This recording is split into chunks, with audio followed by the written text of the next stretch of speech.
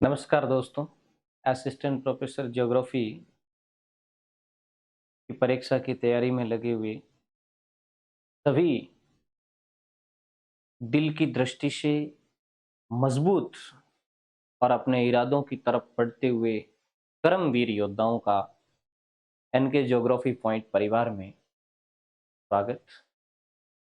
मित्रों, इस समय असिस्टेंट प्रोफेसर के एग्जाम नज़दीक आ रहे हैं और जैसे जैसे एग्जाम नज़दीक आ रहे हैं वैसे वैसे हौसला बढ़ता जा रहा है और एक दिन यही बढ़ता हुआ हमारा हौसला हमें सफलता की तरफ ले जाएगा। इस विश्वास के साथ हम काम कर रहे हैं। सिलेबस विश्लेषण की लगभग 12 श्रृंखलाएं हो चुकी है।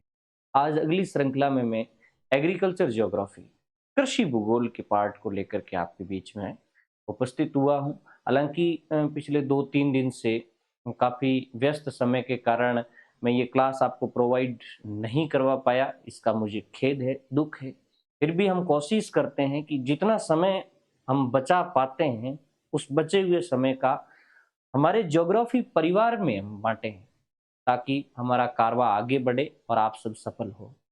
और प्यारे मित्रों, एक सबसे खुशी की बात मैं ये आपको बता दूं कि जल्द ही हमारा जो कोर्स है, एप्लीकेशन है, वो अपलोड होने वाला है, लॉन्च होने वाला है। एन के ज्योग्राफी पॉइंट के नाम से होगा। अभी काम लगभग अंतिम स्टेज पे है और सबसे जो पहली हमारी क्लासें आएगी वो ज्योग्राफी के सबसे डिफिकल्ट टॉपिक को लेकर के ही हमने बनाई है। आपकी सबकी सहूलियत को लेकर के हमने बनाई है, जिस पर काम चल रहा है। जीआईएस, जीपीएस और आरएस, रिमोट सेंसिंग, इनका पूरा कोर्स प्रथम आएगा और उसके बाद समय रहा तो मैं रिसर्च मेथोडोलॉजी, जो दूसरा सबसे टफेस्ट मैटर मानते हैं ज्योग्राफी में, उस पर भी हमारा कोर्स आएगा और हम सब मिल करके और आपको मंजिल तक पहुंचाने की कोशिश करेंगे।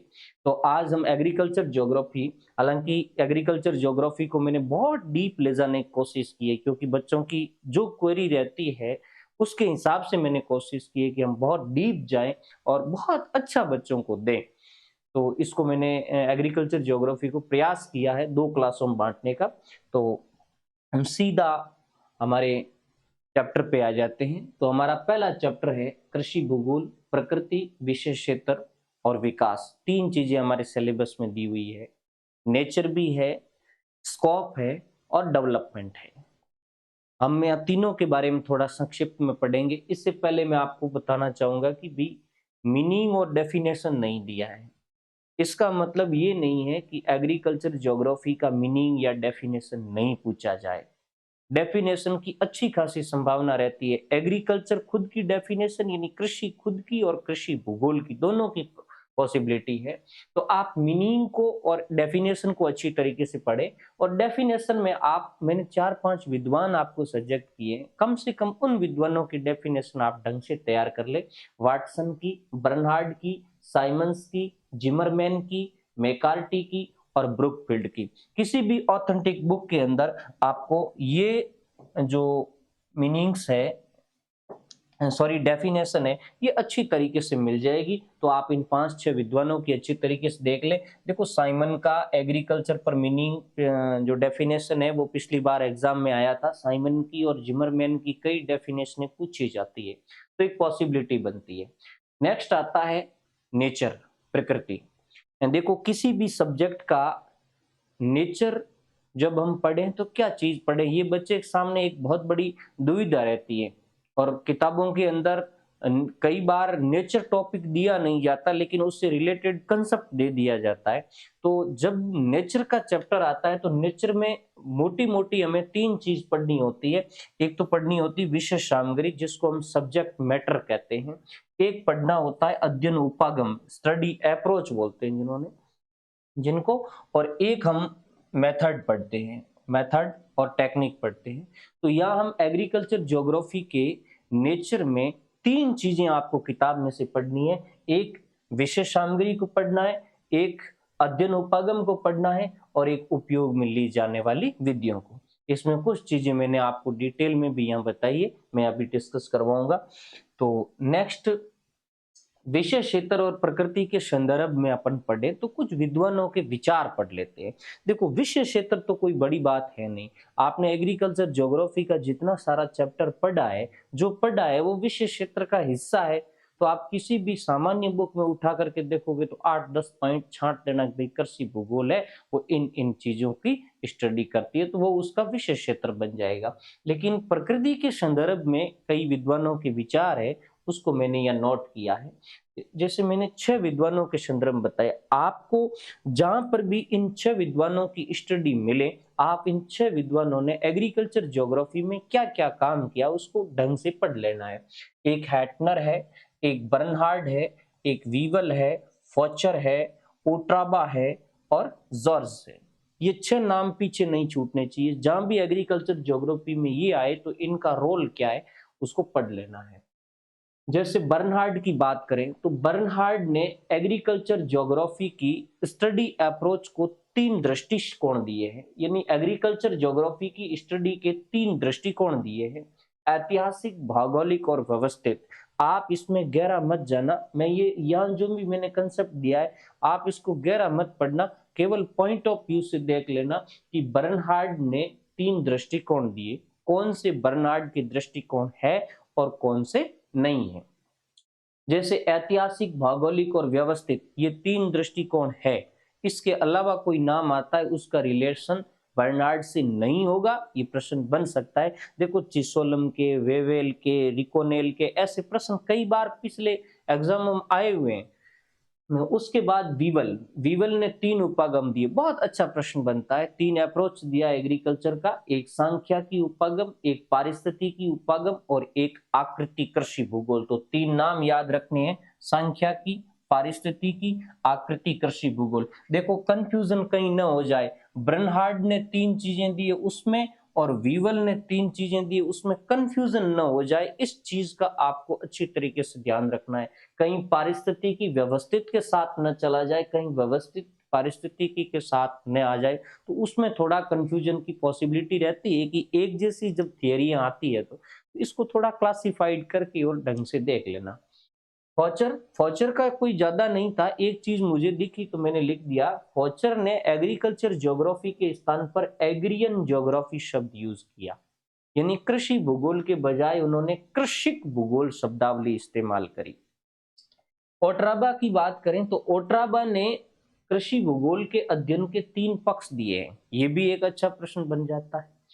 तो 3 पक्ष कौन से हैं? ऐतिहासिक, आर्थिक और सामाजिक। अब कंफ्यूजन कहां होगा, इधर देखो, बर्नहार्ड में बर्नहार्ड 3 दृष्टिकोण देता है, ऐतिहासिक, भौगोलिक और व्यवस्थित, जबकि ओट्राबा 3 पक्ष देता है, ऐतिहासिक। अब ऐतिहासिक हुआ तो कंफ्यूजन हो गया कि दोनों ऐतिहासिक दे रहे हैं, लेकिन उसके साथ भौगोलिक और व्यवस्थित का दृष्टिकोण जुड़ा हुआ था, जबकि इसके साथ आर्थिक और सामाजिक का दृष्टिकोण जुड़ा हुआ है। तो इसमें जो आपका एग्जामिनर है वो कंफ्यूजन पैदा कर सकता है, और जॉर्ज का कोई लंबा चौड़ा स्टडी है नहीं।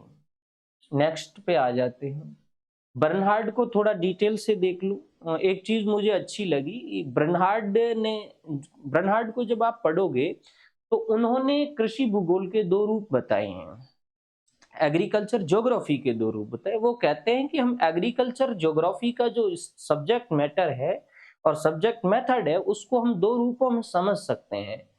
एक को उन्होंने बोला कि हम एग्रीकल्चर साइंस कह सकते हैं ज्योग्राफी को, यानी एग्रीकल्चर ज्योग्राफी के एक पक्ष को हम एग्रीकल्चर साइंस कह सकते हैं, कृषि विज्ञान कह सकते हैं, और एक को हम कृषि भूगोल कह सकते हैं। कौन कृषि विज्ञान के अंतर्गत आता है, कौन कृषि भूगोल में आता है, तो उसने कहा कि इसका जो सब्जेक्ट मैटर है, जो विषय क्षेत्र है, वो तो आता है कृषि विज्ञान में, और जो अध्ययन का अप्रोच है, जो उपागम है, वो आता है कृषि भूगोल में। अब देखो, आपको यह ध्यान रखना है कि उपागम को कृषि भूगोल तथा विषय क्षेत्र को कृषि विज्ञान की अवधारणा किसने दी? बर्नहार्ड ने। कई बार आ जाता है कि कृषि भूगोल को कृषि विज्ञान व कृषि भूगोल 2 पक्षों में विभाजित किसने किया, या बर्नहार्ड ने कौन से 2 रूपों में विभाजित किया? ये छोटी सी स्लाइड एक प्रश्न का काम कर सकती है, थोड़ा इस पर ध्यान देने की जरूरत है। नेक्स्ट पे आ जाते हैं, बहुत ही अच्छा चैप्टर है अगला, कृषि भूगोल के उपागम। अभी तक हम आप कहोगे सर अप्रोच तो सिलेबस में था ही नहीं। मैं ये बात नहीं कर रहा हूँ कि अप्रोच सिलेबस में नहीं था। सिलेबस में नेचर है, अप्रोच नेचर का हिस्सा है। यानी एग्रीकल्चर ज्योग्राफी की प्रकृति है और प्रकृति का हिस्सा है अप्रोच, इसीलिए मैंने यहाँ लिया है। और अप्रोच के संबंध में चिशोलम के जो 3 उपागम है, चिशोलम ने एग्रीकल्चर ज्योग्राफी की स्टडी के जो 3 उपागम दिए वो बहुत ही शानदार 3 उपागम है। एक है सामान्य विषय वस्तु या क्रमबद्ध, और याद रखना उसने अंग्रेजी शब्द यूज किया था सिस्टेमेटिक, इसलिए मैंने अंग्रेजी शब्द अलग से लिखा है। सिस्टेमेटिक, देखो भाई व्यवस्थित क्रमबद्ध का वो कोई अलग ही हिंदी की डिक्शनरी में नाम दे दे, तब मैंने सिस्टेमेटिक शब्द यूज किया। बात चिशोलम की कर रहे हैं, ध्यान चिशोलम पे ज्यादा देना है कि भाई चिशोलम ने ये 3 अप्रोच दिए हैं। एक प्रादेशिक जिसको रीजनल बोलते हैं, कोई शब्द में हेराफेरी होने की संभावना नहीं है। सैद्धांतिक जिसको थियोरटिकल कहते हैं। तो 3 उपागम हो गए चिशोलम के, सिस्टेमेटिक, रीजनल और थियोरटिकल। उसके बाद कुछ अन्य उपागमों की बात करें, जैसे वस्तु, कुछ अन्य जो डिवाइडेशन चलते हैं, जनरल डिवाइडेशन एग्रीकल्चर ज्योग्राफी के अंदर, सामान्य वर्गीकरण उपागमों के, तो उसमें वस्तु परक, प्रादेशिक, क्रमबद्ध और सैद्धांतिक ये चलते हैं। हालांकि जब चिशोलम ने क्लासिफिकेशन किया था तो वस्तु परक और क्रमबद्ध को एक साथ रख करके किया था। वस्तु परक की स्टडी भारत के देवेंद्र सिंह ने की है, ज्यादा इंपॉर्टेंट तो नहीं है, फिर भी ध्यान रख लेना। इसके अलावा जो वॉन रॉयन नाम के विद्वान ने विश्व कृषि एटलस बनाया था, उसमें भी वस्तु परक स्टडी थी। रीजनल स्टडी पर बहुत सारे विद्वानों ने काम किया है, विटलसी सबसे महत्वपूर्ण है। बेकर का काम भी इसमें आता है, हैटनर का काम भी इसमें आता है, जोन्स का काम भी इसमें आता है। कोई नहीं पूछेगा आपको, मैं तो इतना आपको बताना चाहूंगा, बस नाम याद रख लेना कि भाई ये एक अप्रोच है। उसके बाद क्रमबद्ध अप्रोच, देखो क्रमबद्ध अप्रोच पर बहुत अच्छे विद्वानों ने काम किया, आगे अपन पढ़ेंगे। इसको विशिष्ट उपागम या सामान्य उपागम भी कहते हैं। और एक है थियोरटिकल, थियोरटिकल पर 3 लोगों ने अच्छे काम किए हैं, जिसमें बोमेन, काल्वी और बेवेल का नाम आता है। ये तो हो गया उपागम, ये जनरल अप्रोच है। कुछ अन्य उपागम भी है जिसको मैंने अगली स्लाइड में लिया है, ये स्लाइड बहुत अच्छी बनने वाली है।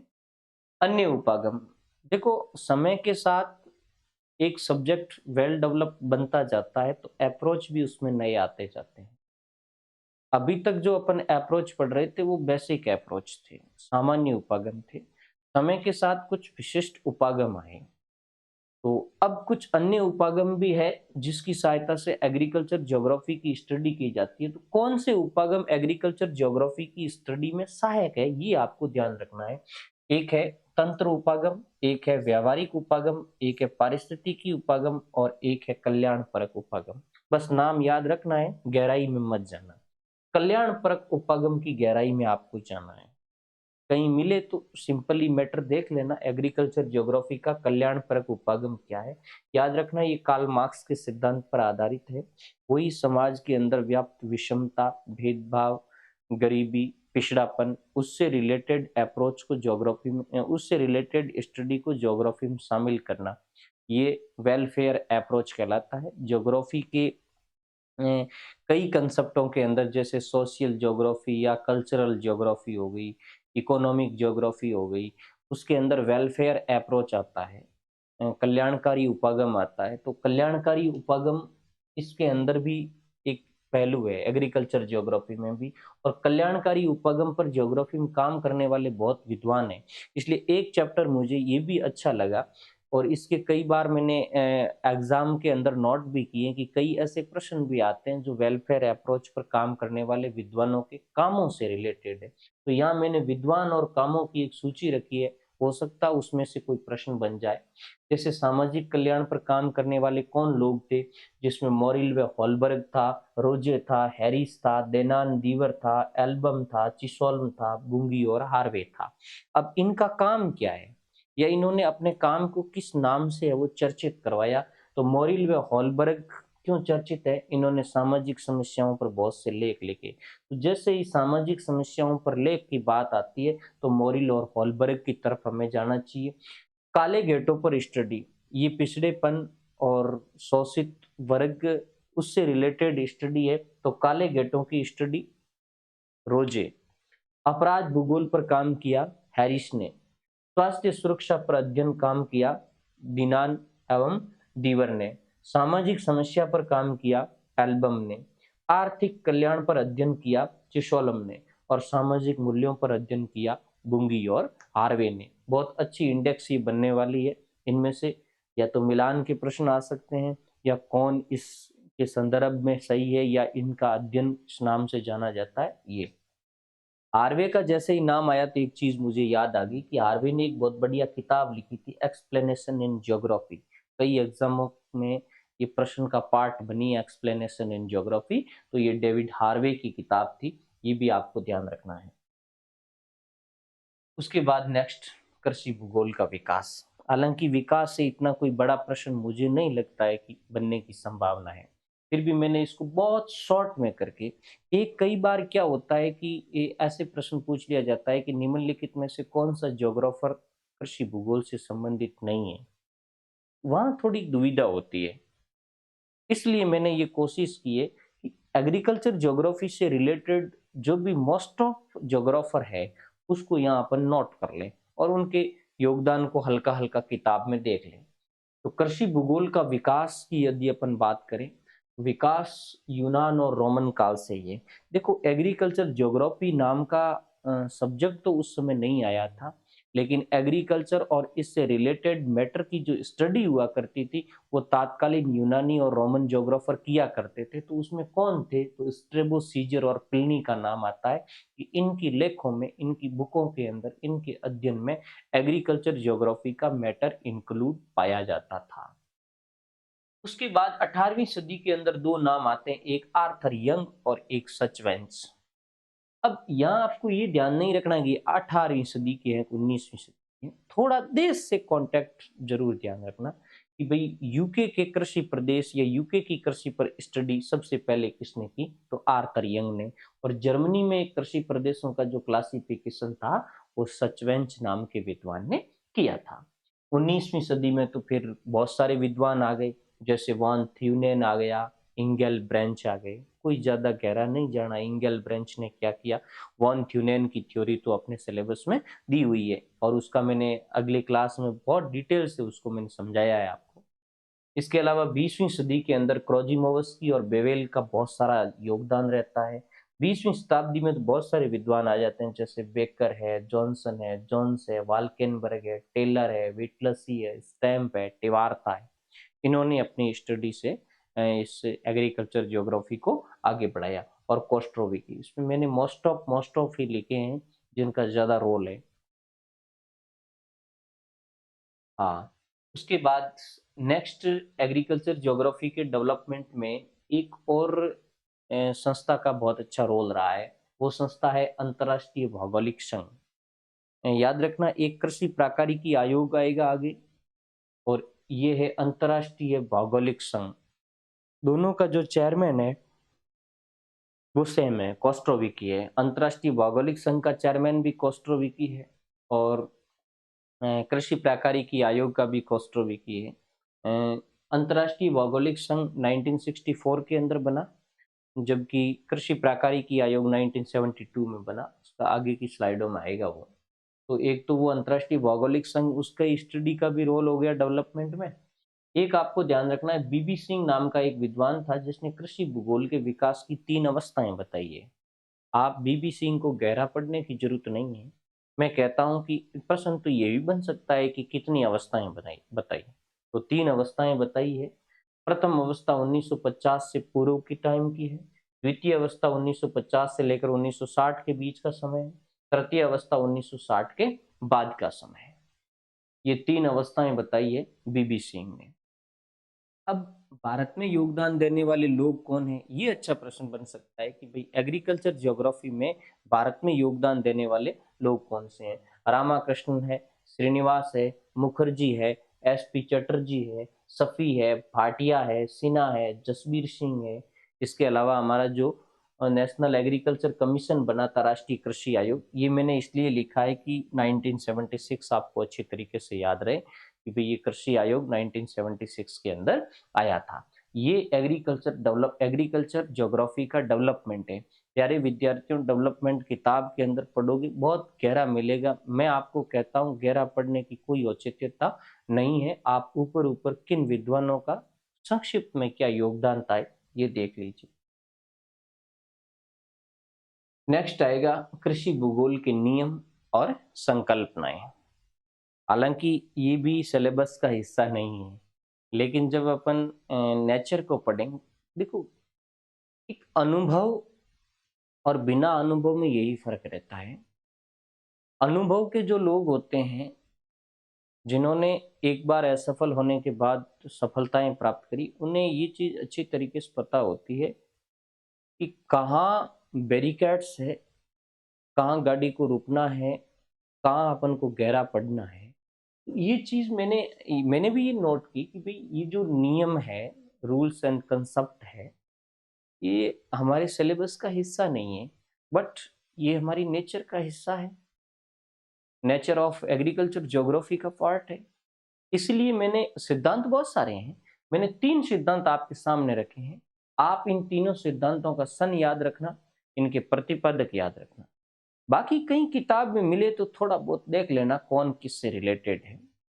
ये जो पहला है, ये मानव की आर्थिक क्रिया और उनके लाभ से रिलेटेड है।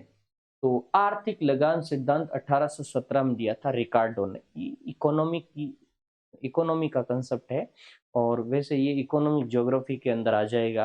इकोनॉमिक ज्योग्राफी जब अपन पढ़ेंगे, इंडस्ट्रियल ज्योग्राफी में भी आना चाहिए, लेकिन मैक्सिमम इकोनॉमिक ज्योग्राफी में इसका चैप्टर मिलेगा, अर्थव्यवस्था वाले चैप्टर में। तो रिकार्डो का 1817 का आर्थिक लगान सिद्धांत। एक आपको ध्यान रखना है प्रसरण सिद्धांत, डिफ्यूजन थियरी कहते हैं। एंड डिफ्यूजन थियरी सब में चलती है। आपके दिमाग में आया होगा कि सर ये डिफ्यूजन थ्योरी तो एग्रीकल्चर ज्योग्राफी के बजाय ये तो कल्चर ज्योग्राफी में है, वो कल्चर डिफ्यूजन है वहाँ, यहाँ एग्रीकल्चर डिफ्यूजन होगा। कृषि प्रसरण का सिद्धांत, अब प्रसरण का सिद्धांत हैंगरस्टैंड ने दिया, ये सबको पता है। और अब प्रसरण में उन्होंने अलग अलग पुट डाले हैं। प्रसरण थ्योरी बहुत बड़ी है। किस तरीके से कल्चर का डिफ्यूजन हुआ, यानी किस तरीके से कल्चर एक स्थान से दूसरे स्थान की तरफ गई, किस तरीके से एग्रीकल्चर यानी कृषि एक स्थिति एक स्थान पर उद्भव होकर के बहुत दूर तक फैली। तो वो डिफ्यूजन है, वो एक प्रकार का विसरण है, या कृषि विसरण है। तो हैंगरस्टैंड ने दिया 1953 के अंदर। और इसको आप सोशल ज्योग्राफी से बहुत अच्छा पढ़ लेना, क्योंकि वहां उसका चैप्टर दिया हुआ है। और खेल सिद्धांत है वो गोल्ड ने दिया 1963 में। ये एग्रीकल्चर डाइवर्सिटी की थियरी है, एग्रीकल्चर विविधता, दुनिया के अंदर कृषि विविधताएं कैसे पैदा हुई उसके ये सिद्धांत है। मैंने नॉर्मली आपको बता दिया, आप ऊपर ऊपर इसका ध्यान रखना कि ये एग्रीकल्चर थियरी है, सिद्धांत है। अब आपको कुछ कंसेप्ट भी देखने हैं। अब कई बार ऐसे प्रश्न आते हैं जो आउट ऑफ सिलेबस हैं, लेकिन ऐसा नहीं है, वो आउट ऑफ सिलेबस नहीं है, वो ज्योग्राफी की मूल मीनिंग से रिलेटेड हो सकते हैं किसी पार्ट की। एग्रीकल्चर ज्योग्राफी में कुछ थियोरेटिकल शब्द चलते हैं, जैसे एक है भूमि उपयोग, जिसको लैंड यूटिलाइजेशन कहते हैं। लैंड यूटिलाइजेशन, ये सब ध्यान रखना। ये आम भाषा के अंदर कभी कभार भूमि उपयोग, भूमि प्रयोग, ये सब सारे यूज कर लिए जाते हैं, लेकिन इंग्लिश के अंदर एक वर्ड यूज किया जाता है, एक टर्मिनोलॉजी, लैंड यूटिलाइजेशन। एक है भूमि प्रयोग, प्रयोग के लिए अंग्रेजी में वर्ड यूज किया जाता है यूज, लैंड यूज। तो ये दो टर्मिनोलॉजी, इसका अर्थ क्या है, इसकी परिभाषा क्या है, ये आपको ध्यान रखनी है, लैंड यूज और लैंड यूटिलाइजेशन। सिंपली मैं आपको बता दूं कि लैंड यूज एक बहुत बड़ी अवधारणा है।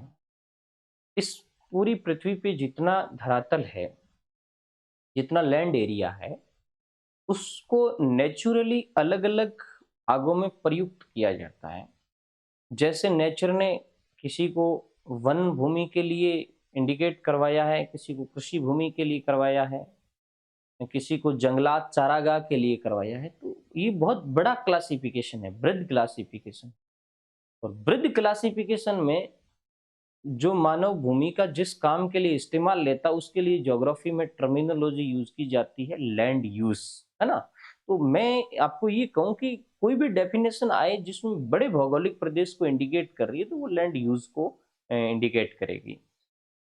और लैंड यूज से छोटा है लैंड यूटिलाइजेशन। यूटिलाइजेशन तो ह्यूमन मेड है। मानव एक जमीन का जिस तरीके से इस्तेमाल करता है स्वयं के आर्थिक लाभ के लिए या स्वयं के लिए करता है, वो लैंड यूटिलाइजेशन कहलाता है। जैसे आपने एग्रीकल्चर के लिए कर दिया, आपने खेत के अंदर खेती की है, या खेत के अंदर बागान विकसित कर दिए हैं, या खेत में पशुपालन कर दिया, तो ये लैंड यूटिलाइजेशन है। या आपने आवास बना दिए हैं, या आपने नगर बनाए, ये लैंड यूटिलाइजेशन कहलाता है। इसके अलावा एक है भूमि उपयोग ज्ञानता। देखो, क्रॉप इंटेंसिटी अलग है और ये लैंड यूज इंटेंसिटी है। लैंड यूज इंटेंसिटी ये बता रही है कि भाई किसी भी स्थान की भूमि का इस्तेमाल कितना गहनता से हो रहा है, कितना ज्यादा हो रहा है, वो लैंड यूज इंटेंसिटी है। इसके अलावा कृषि भूदृश्य की संकल्पना क्या है, इसके अलावा कृषि प्रदेश की संकल्पना, इनकी परिभाषा ध्यान रखें। ये परिभाषा के अंदर जाकर के और पूछे जा सकते हैं। के बाद नेक्स्ट जो है वो है कृषि प्राकारिकी। ये अच्छा खासा लंबा चैप्टर है, कृषि प्राकारिकी या एग्रीकल्चर टाइपोलॉजी। इसकी आपको परिभाषा या इसका अर्थ आपको अच्छे तरीके से समझना है। ये थोड़ा कंफ्यूज करने वाला शब्द है। अंग्रेजी के अंदर टाइपोलॉजी है, वो हिंदी के अंदर प्राकारिकी, प्रकार, प्रारूप, इन सब शब्दों को इंगित करता है। तो मैक्सिमम ज्योग्राफर इसे प्राकारिकी शब्द यूज करते हैं या कृषि प्रारूप शब्द यूज करते हैं। लेकिन एक एग्रीकल्चर टाइपोलॉजी व्यक्त किसे करती है? क्या कृषि के प्रकारों को व्यक्त कर रही है, क्या किसी प्रदेश को व्यक्त कर रही है, या कृषि को व्यक्त कर रही है? किसको कर रही है? तो इसको लेकर के विद्वानों में दो तरह के विचार है। तो एग्रीकल्चर टाइपोलॉजी के आपको अर्थ और मीनिंग, अर्थ और डेफिनेशन आपको अच्छी तरीके से पढ़ना है। डेफिनेशन कई रूपों में आती है। जहां तक मैं समझ पाया हूं कि एग्रीकल्चर टाइपोलॉजी पर विद्वान दो तरीके का आइडियाज रखते हैं। देखो, कुछ विद्वान ऐसे हैं जो कहते हैं कि कृषि के प्रकारों को निश्चित करने की जो मेथड है, ये शब्द आप पकड़ना, कार्यपद्धति, है ना।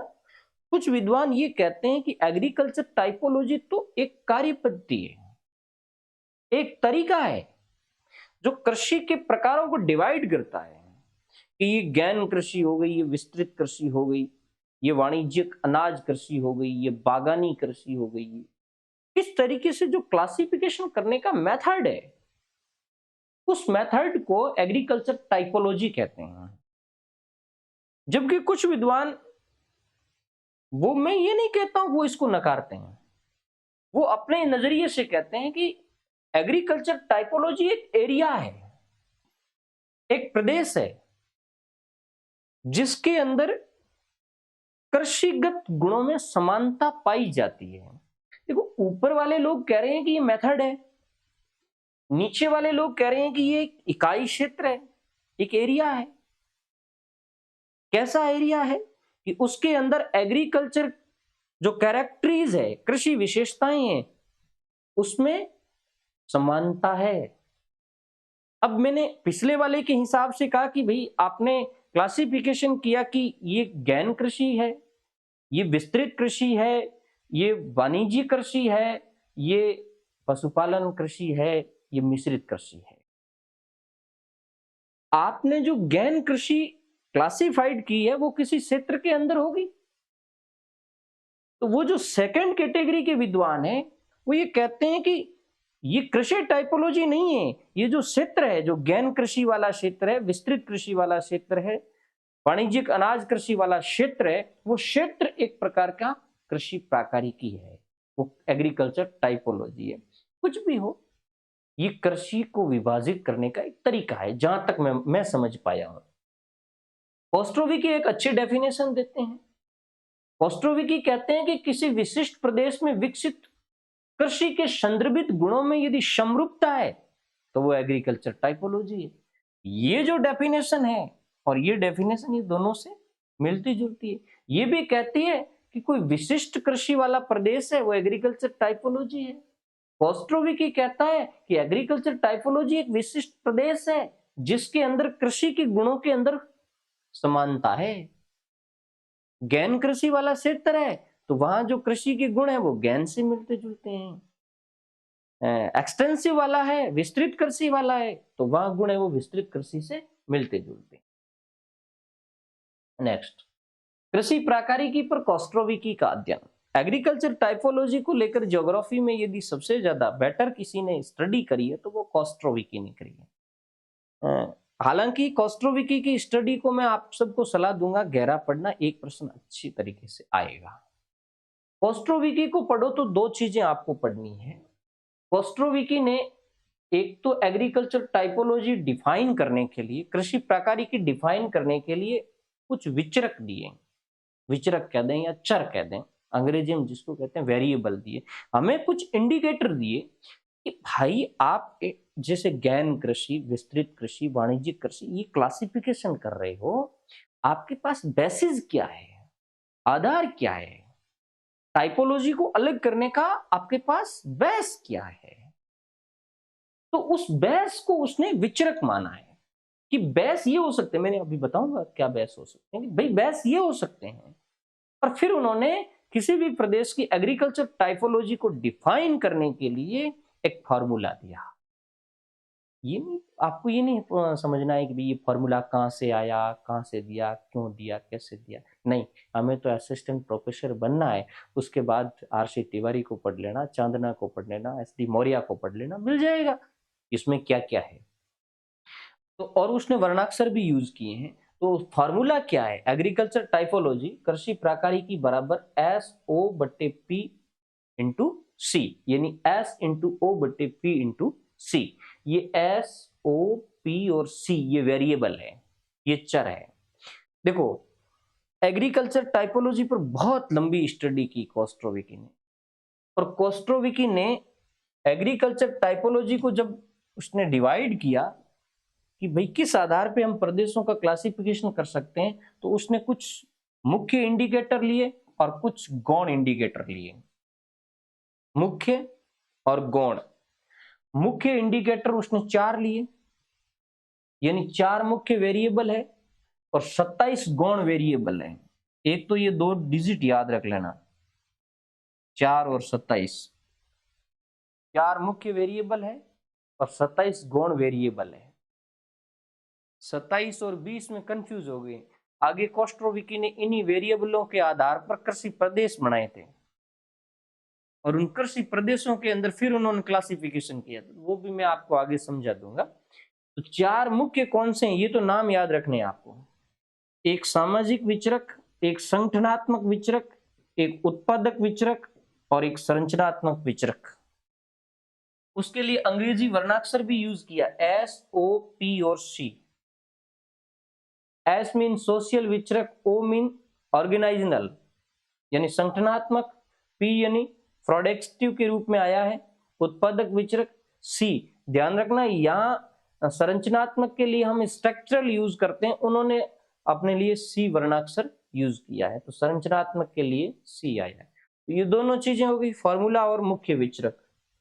के बाद नेक्स्ट पे आ जाते हैं, ये थोड़ा अच्छा मैटर है, इसको थोड़ा ढंग से समझना कि भाई जो प्राकारिकी आयोग बना था 1964 के अंदर, उस प्राकारिकी आयोग ने जो प्रदेश बनाए थे, कृषि प्रदेश बनाए थे, उनका वरीयता क्रम निर्धारित किया था कि बड़े कृषि प्रदेश, मध्यम कृषि प्रदेश और निम्न कृषि प्रदेश या लघु छोटे कृषि प्रदेश। तो आपको ये ध्यान रखना है कि कृषि प्राकारिकी आयोग जो 1972 के अंदर बना था, उसने 3 तरह का वरीयता क्रम निर्धारित किया, 3 तरह के प्रदेश बनाए हैं। एक प्रथम क्रम के अंदर वृद्ध प्रदेश जिसको मैक्रो रीजन कहते हैं, दूसरे क्रम में मध्यम प्रदेश जिसको मेसो रीजन कहते हैं, और तीसरे क्रम के अंदर सूक्ष्म प्रदेश जिसको माइक्रो रीजन कहते हैं। ये नाम जरूर याद रखना हो, मैक्रो, मेसो और माइक्रो। जो उन्होंने प्रथम क्रम के अंदर वृद्ध प्रदेश रखे थे, मैक्रो प्रदेश, उसकी संख्या 5 है, ये ध्यान रखना। अब ये मैं इसको कह रहा था कि कहीं कंफ्यूजन ना हो जाए। क्या कंफ्यूजन?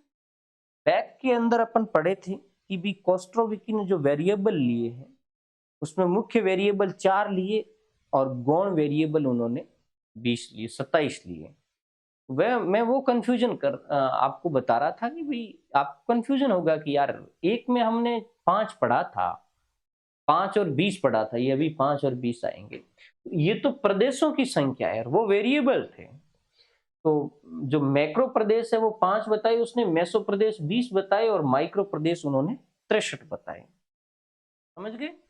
ये जो शुरुआत की वृद्ध प्रदेश है 5, मैक्रो प्रदेश है 5, इसको मैंने थोड़ा डिटेल से लिया है। मैक्रो प्रदेश के उसने बकायदा नाम दिए हैं, उसके साथ अंग्रेजी वर्णाक्षर भी दिया है, और प्रत्येक मैक्रो प्रदेश के अंदर कितने मेसो प्रदेश आएंगे ये स्टडी भी दी है।